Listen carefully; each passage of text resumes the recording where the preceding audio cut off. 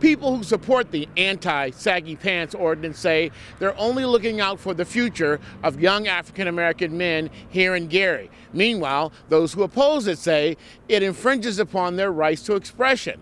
We talked to both sides of the debate. You be the judge. This is the issue that has so many people riled up in Gary, young people and their saggy pants.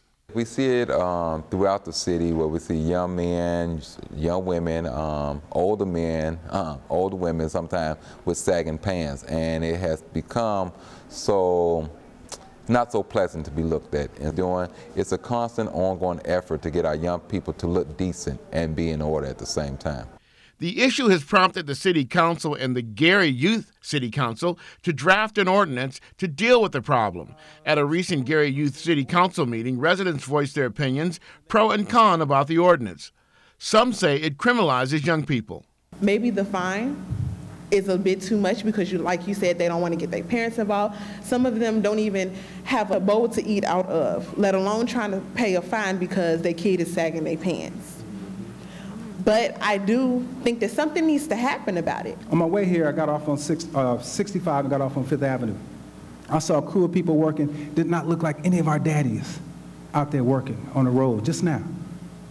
Those are the things we need to do. We need to be looking at, why aren't our people working? We got a $45 million project going on 35th and Broadway.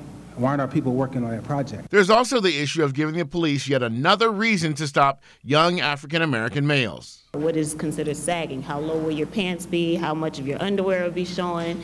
Or, exactly how you guys are going to measure that.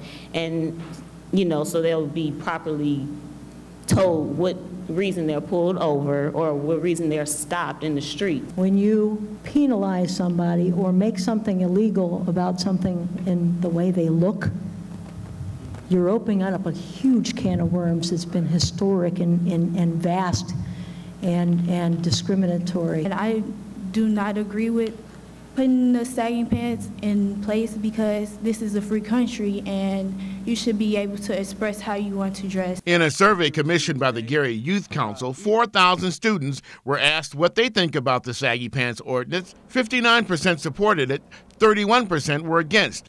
Even more reason, according to some, to go ahead with the ordinance. We're not trying to just throw our people or our peers in jail or put them in the system so they can't get employment.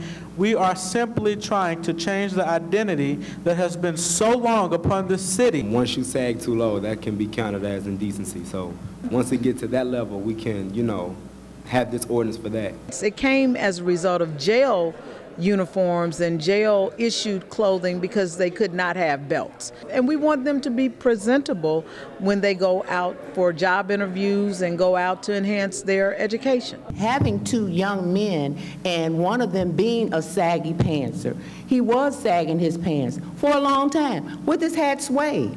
But somewhere he found something that inspired him. He pulled his own pants up, he straightened his own hat up. And now he's Northwest Indiana's Fulbright Scholar. The ACLU has already said that they will be tracking this ordinance, and if they feel that it violates the civil rights of the people who wear saggy pants, they might become involved. In Gary, Stephen Lattimore, Lakeshore Report.